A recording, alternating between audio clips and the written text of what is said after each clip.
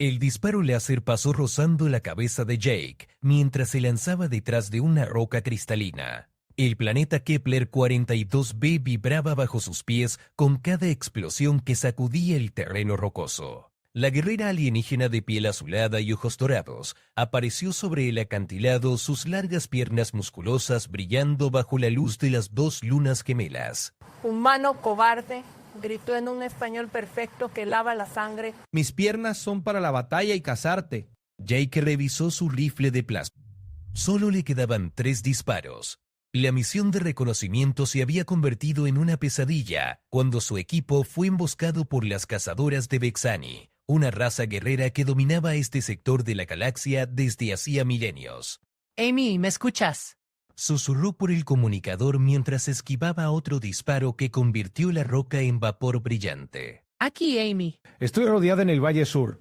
Estas alienígenas son increíblemente rápidas. Respondió la voz entrecortada de su compañera. La guerrera saltó desde el acantilado con una gracia sobrenatural, aterrizando a 20 metros de distancia. Su armadura orgánica se adaptaba perfectamente a sus movimientos, y las armas de energía integradas en sus brazos comenzaron a brillar con un resplandor amenazador. Soy Sixara de la casa guerrera Telón. He cazado especies por toda la galaxia, pero ustedes los humanos son especialmente divertidos, dijo mientras caminaba lentamente hacia él. Jake notó algo extraño en su forma de hablar. No era solo la fluidez del español, sino algo más profundo, como si hubiera estudiado no solo el idioma, sino la cultura humana completa. ¿Cómo aprendiste nuestro idioma?, preguntó mientras se movía cautelosamente entre las formaciones rocosas. Sixara rió, un sonido que resonó como campanillas metálicas en el aire denso del planeta. Hemos observado su patética especie durante décadas. Sus transmisiones, su arte, sus miedos, todo nos resulta fascinante y primitivo a la vez. El suelo tembló cuando algo masivo aterrizó cerca. Jake vio una nave de combate Vexani emergiendo de entre las nubes tormentosas. Más guerreras descendían en cápsulas de aterrizaje, rodeando toda el área. Amy, necesitamos salir de aquí ahora, murmuró desesperadamente, trabajando en ello. He encontrado algo extraño en estas ruinas. Parece tecnología humana antigua, pero eso es imposible. Sixara se detuvo abruptamente, ladeando la cabeza como si hubiera escuchado algo importante en la transmisión de Amy. ¿Ruinas humanas? Imposible. Esta región ha sido territorio Vexani durante 1000 años terrestres. Por primera vez, Jake detectó incertidumbre en la voz de la guerrera alienígena. Sus ojos dorados brillaron con una mezcla de curiosidad y algo que parecía preocupación. Tal vez no sabes tanto sobre los humanos como crees, dijo Jake, aprovechando su momento de distracción para moverse hacia una posición más defensiva.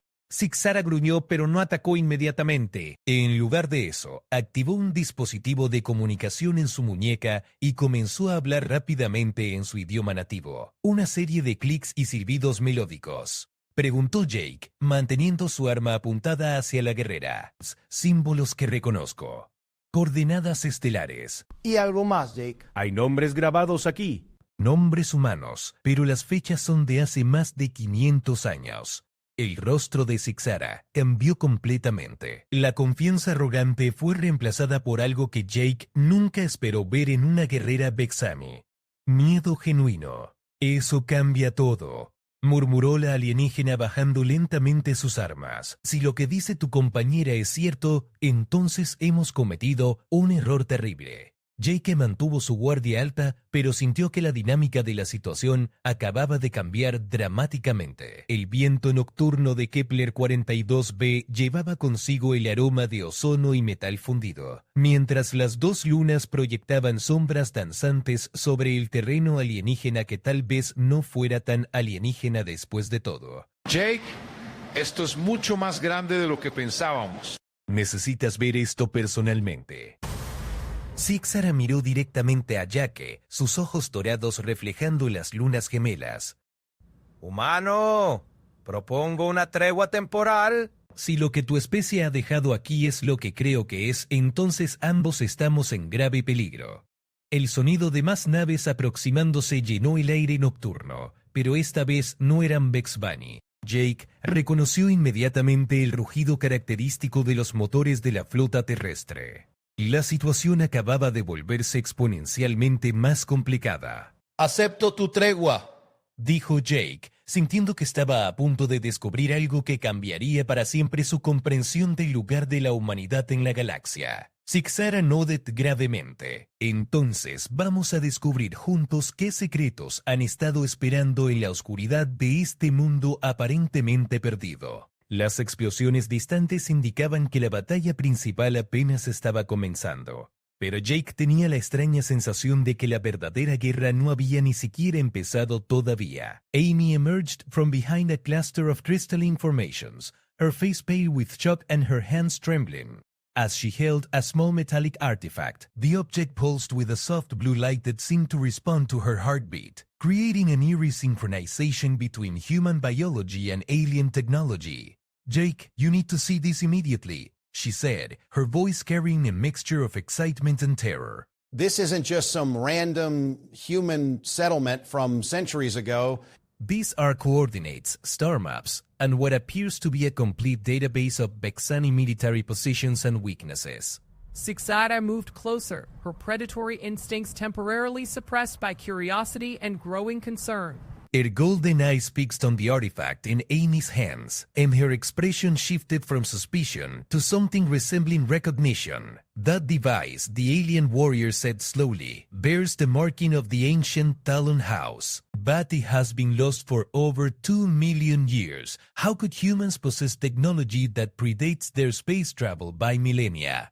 Jake felt his world tilting on its axis. Everything he thought he knew about First Contact, about humanity's place in the galactic community, was crumbling around him. The artifact continued its rhythmic pulsing, and he noticed that other similar devices were beginning to activate throughout the ruins, creating a network of interconnected lights that painted the alien landscape in an otherworldly blue glow. "Amy, tell me exactly what you found in those ruins," Jake demanded, keeping his weapon ready but no longer pointing it directly at Sixara. Amy took a deep breath, organizing her thoughts. "There are 17 different structures, all clearly of human design but using technology we don't possess even now.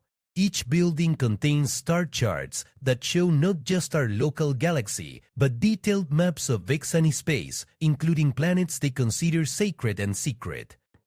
Por importante, there are tactical analysis of every major Vexani military campaign for the past 1,000 years." Sixara hissed, a sound that conveyed both anger and fear. "Those campaigns were conducted with absolute secrecy. No outside species could have observed and analyzed them with such precision." The ground beneath them began to vibrate with a new rhythm, different from the explosions of the ongoing battle. Jake realized that the artifact network was doing something, communicating perhaps, or awakening systems that had been dormant for centuries. "There's more," Amy continued, her voice barely above a whisper. "I found personnel logs, video recordings of humans who live here, worked here, and apparently died here. The last entries are from someone named Captain Lisa Rodriguez, dated exactly 532 years ago. Sixara's composer finally cracked completely. She sat down heavily on a nearby rock, her weapon systems powering down automatically. "Captain Lisa Rodriguez," she repeated slowly, "the ghost captain. The human who single-handedly prevented the Great War between the Vexani Empire and the Khalid Federation." Jake stared at the alien warrior in disbelief. "You know about her? But that would mean contact between our species goes back centuries, not decades." Your government has lied to you, Sixara said bluntly. "Humanity has been part of galactic politics for over 500 years. The story your leaders tell about First Contact 20 years ago is completely fabricated." Amy held up the pulsing artifact, and its light began to intensify. "Jake, this device is trying to download something directly into my neural pathways." "I can feel information flowing into my mind, memories that aren't mine, knowledge about technologies that don't exist." Before Jake could stop her, Amy pressed the artifact more firmly against her forehead. Her eyes rolled back, showing only whites, and she began to speak in a voice that wasn't entirely her own. "The Vexani Empire stands at the edge of extinction. Amy said, her voice carrying harmonics that shouldn't be possible from human vocal cords. The Caliph Federation has developed weapons that can destroy entire star systems. Captain Rodriguez established this outpost as a neutral ground, a place where peace negotiations could occur without interference from either government. Sixara leaped to her feet, her warrior instincts fully engaged. The Caliph weapons. They still exist? We believe them destroyed in the peace treaty. Amy's unnaturally enhanced voice continued. The weapons were hidden, not destroyed. Captain Rodriguez discovered their location and used that knowledge to force both sides into negotiation.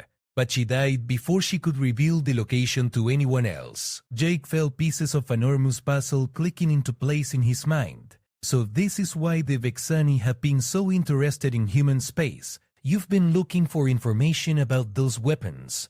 Not just looking, Sixara admitted. My people have been preparing for war against the Caliph Federation for decades, believing them to be defenseless. If those weapons still exist and the Caliph discovered them first, every Vexani world will burn. The artifact in Amy's hands suddenly went dark, and she collapsed to her knees, gasping as her own consciousness returned. I saw everything, she whispered. The weapons, the negotiations, and something else. Captain Rodriguez didn't die naturally. She was murdered by someone who wanted to ensure the weapon locations remained secret. A new sound filled the air, the deep resonant horn that announced the arrival of Caliph Federation ships. Jake looked up to see massive vessels emerging from hyperspace, their hulls gleaming with an unsettling organic quality that made them appear more grown than built. Sixara stood and reactivated her weapon systems, but this time, she positioned herself beside Jake and Amy rather than opposing them. The Caliph have found us, she said grimly. And if they're here, it means they know about the weapons too. Jake realized that their small group had suddenly become the most important people in the galaxy, possessing information that could determine the fate of multiple civilizations. The battle around them was no longer just a skirmish between exploration teams. It had become the opening moves of a war that could span centuries and consume entire star systems. We need to get off this planet immediately, he said. But even as he spoke, he could see Caliph ground forces beginning their descent, cutting off any easy escape route. Amy struggled to her feet, still disoriented from her experience with the artifact. There's one more thing the device showed me, she said urgently. Captain Rodriguez left a message specifically for any humans who might find this place. The weapon locations aren't just hidden in some database. They're encoded in human DNA itself. The weight of that revelation hit Jake like a physical blow. Every human being was potentially a carrier of information that could tip the balance of galactic power. No wonder both the Vexani and now apparently the Caliph Federation were so interested in his pieces. Sixara looked at both humans with new respect and more than a little fear. Your Captain Rodriguez was more clever than anyone realized, she said. She made it impossible for anyone to use those weapons without humanity's cooperation. The sound of approaching Caliph forces grew closer, their alien harmonics creating an unpleasant resonance in the crystalline formations around them. Jake made a decision that would change everything. Sixara, he said, I'm offering you and your people a formal alliance, not just a temporary truce, but a genuine partnership. Help us get this information to the right people, and we'll help you prevent a war that could destroy both our civilizations. La guerrera alienígena estudió el rostro de Jake durante largos segundos antes de asentir lentamente. Acepto tu alianza, humano Jake, pero debes entender que una vez que hagamos esto, no habrá vuelta atrás para ninguno de nosotros.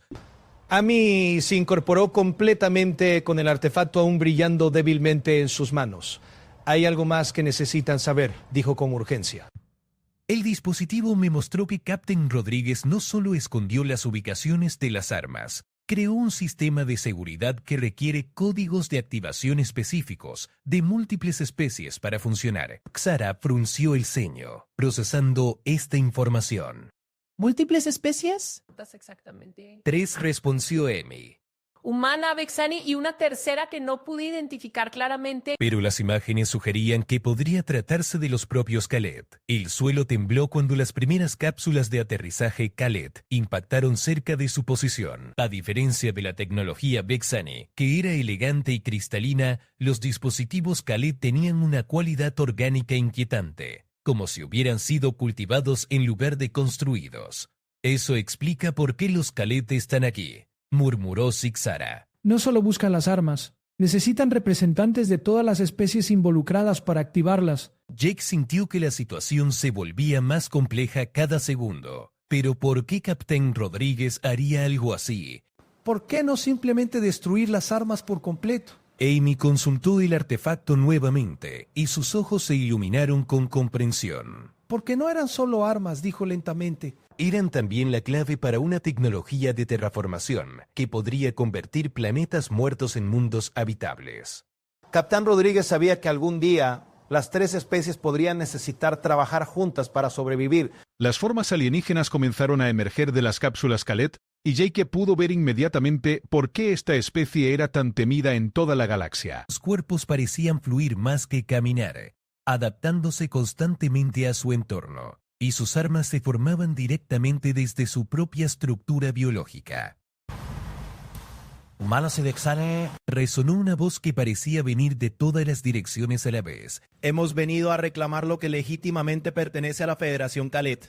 Sixar activó un escudo de energía que los rodeó a los tres, pero Jake podía ver que la tecnología Vexani estaba siendo rápidamente analizada y contrarrestada por los sistemas Khaled. Necesitamos una estrategia, susurró urgentemente. ¿Hay alguna forma de contactar con refuerzos? Ya lo he intentado, respondió Sixara. Mis naves están siendo interferidas por algún tipo de campo de disrupción. Los Khaled han cortado efectivamente todas nuestras comunicaciones. Amy estudió el artefacto más detenidamente y descubrió controles adicionales que no había notado antes. Esperen, dijo. Este dispositivo no solo contiene información. Parece ser también una especie de transmisor cuántico. Podría ser capaz de enviar una señal a través del campo de disrupción. Los Khaled se acercaron más, sus formas cambiantes creando sombras inquietantes bajo la luz de las lunas gemelas. Jake podía sentir una presencia mental presionando contra su conciencia, tratando de sondear sus pensamientos. Están tratando de leer nuestras mentes, advirtió. ¿Hay alguna forma de protegernos? Sixara ajustó su escudo de energía, añadiendo frecuencias específicas. Esto debería proporcionarnos alguna protección mental temporal, pero no durará mucho contra una sonda Khaled completa. Amy trabajó frenéticamente con los controles del artefacto. Creo que puedo activar algún tipo de protocolo de emergencia, dijo. Pero necesitaré códigos de autorización de ambas especies. ¿Qué tipo de códigos?, preguntó Jake. Secuencias genéticas específicas. El dispositivo necesita verificar que realmente somos representantes legítimos de nuestras especies antes de activar cualquier sistema de defensa. Sixara vaciló por un momento. Los códigos genéticos Vexani son información altamente clasificada. Revelarlos viola varios tratados militares. Los tratados no importarán mucho si todos estamos muertos, señaló Jake pragmáticamente. La presión mental de los Khaled se intensificó, y Jake comenzó a experimentar fragmentos de recuerdos que no le pertenecían. Vio mundos ardiendo, flotas enteras siendo consumidas por armas que convertían la materia directamente en energía, y algo más profundo y más aterrador, la verdadera razón por la cual los Khaled querían esas armas. No quieren usarlas contra nosotros, murmuró, la realización golpeándolo como un rayo. Hay algo más ahí fuera, algo que viene y los Khaled necesitan esas armas para defenderse. Amy y Sixara lo miraron con alarma. ¿Qué viste?, preguntó Amy. Una amenaza extragaláctica. Algo que los Khaled llaman los devoradores. Consumen planetas enteros, civilizaciones completas, y se acercan a nuestra galaxia. Sixara palideció visiblemente. Los devoradores, susurró. Pensé que eran solo leyendas, historias para asustar a los jóvenes guerreros. El líder Khaled se acercó lo suficiente para que pudieran ver claramente su forma cambiante. El humano ha visto la verdad, dijo. su voz ahora claramente comprensible. Los devoradores han consumido ya 3 galaxias menores. Llegarán aquí en menos de 50 años terrestres. Jake sintió que todo su entendimiento de la situación galáctica se reorganizaba una vez más. Entonces, todo esto, las guerras territoriales, las luchas de poder, todo es irrelevante frente a esta amenaza mayor. Exactamente, confirmó el Khaled. ¿Captain Rodríguez sabía esto? Sus exploraciones la llevaron al borde de nuestro brazo galáctico, donde fue testigo de la destrucción que los devoradores habían dejado atrás. Amy finalmente logró activar una función del artefacto, y una proyección holográfica apareció en el aire entre ellos. Mostró un mapa de la galaxia con una fecha proyectada. 47 años en el futuro. Una ola oscura se extendía desde el borde exterior, consumiendo sistemas estelares enteros en su camino hacia el centro galáctico. Por eso Captain Rodríguez diseñó el sistema de seguridad como lo hizo. Comprendió Sixara. Sabía que enfrentar a los devoradores requeriría que todas las especies trabajaran juntas, sin importar sus diferencias históricas. El líder Khaled extendió algo que podría haber sido una mano. Proponemos una alianza completa entre nuestras 3 especies. Compartir tecnología, recursos y conocimientos. Solo juntos tenemos alguna posibilidad de supervivencia. Jake miró a Amy y luego a Sixara. La decisión que tomaran en los próximos minutos podría determinar el destino no solo de la humanidad, sino de toda vida inteligente en la galaxia. Acepto, dijo firmemente. Pero necesitamos garantías. Esta alianza debe ser entre iguales, no una absorción de las especies más pequeñas por las más poderosas. Amy activó la función de grabación del artefacto. Entonces hagamos esto oficial, dijo. Un tratado que será transmitido automáticamente a todos los gobiernos de las 3 especies. Sixara sonrió, una expresión que transformó completamente su rostro guerrero. Mis piernas fueron entrenadas para la batalla y la caza, dijo, haciendo eco de sus palabras iniciales. Pero tal vez es hora de usarlas para construir algo mejor. The Khaled leader's form solidified into something more recognizably humanoid. As he approached the group, Jake noticed that this seemed to be a deliberate gesture of respect and trust, as maintaining a stable physical form clearly required considerable effort and energy from the alien being.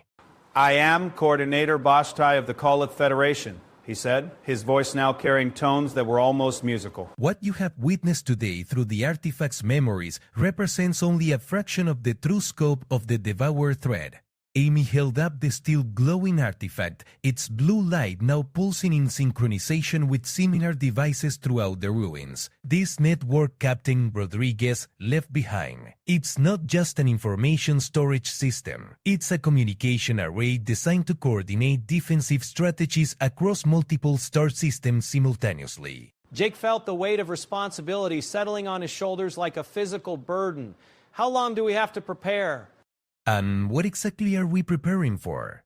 Bastai gestured, and the air around them shimmered before resolving into a 3-dimensional projection of unprecedented clarity. The image showed space itself being consumed, not just planets or stars, but the very fabric of reality being unraveled and absorbed. The Devourers are not simply a species or even a collection of species, Bashta explained. They are a fundamental force of entropy given consciousness and purpose. They consume not just matter and energy but time itself, leaving behind regions of space where causality breaks down. Sixa studied the projection with the analytical mind of a career warrior. How do you fight something like that? Conventional weapons, even the most advanced ones, operate within the framework of normal physics. That is precisely why Captain Rodriguez's hidden weapons are so crucial. They were not originally designed as weapons at all, but as tools for manipulating the fundamental constants of reality. In the right hands, they could create zones of stabilized spacetime that the Devourers cannot penetrate. Amy consulted the artifact again, her eyes widening as new information flooded her consciousness. Jake, there's something else. Captain Rodriguez didn't just hide the weapon locations in human DNA. She created a genetic trigger that will activate dormant abilities in humans when exposed to the proper stimulus. What kind of abilities, Jake asked, though part of him wasn't sure he wanted to know the answer. enhanced neural processing, quantum consciousness interfacing, and something the Artec calls reality anchoring. Essentially, humans could become living focal points for the reality-stabilizing technology. Sixara looked thoughtful. That would explain why your species has adapted so quickly to galactic technology despite being relative newcomers. You were already partially modified for it. The projection change, showing detailed schematics of weapons that seem to exist partially outside normal three-dimensional space. Jake realized he was looking at technology that made even the most advanced current systems look like stone tools. The activation process requires representatives from all three species to be present simultaneously. Vashtai continued. But more than that, it requires a level of cooperation and trust that has never existed between our peoples. Amy stood up, still holding the artifact. Then we start building that trust right here, right now. But first, we need to get off this planet and begin coordinating with our respective governments. That may be more difficult than you realize, Sixara said, pointing toward the sky, where new ships were appearing. Those are Khaled Federation military vessels, not exploration craft. Vashtai's form rippled with what Jake was learning to recognize as the Khaled equivalent of distress. I am not the only Call who knows of this situation. There are factions within the Federation who believe the proper response to the Devourer threat is to consume other species first, gaining their knowledge and abilities before the true enemy arrives.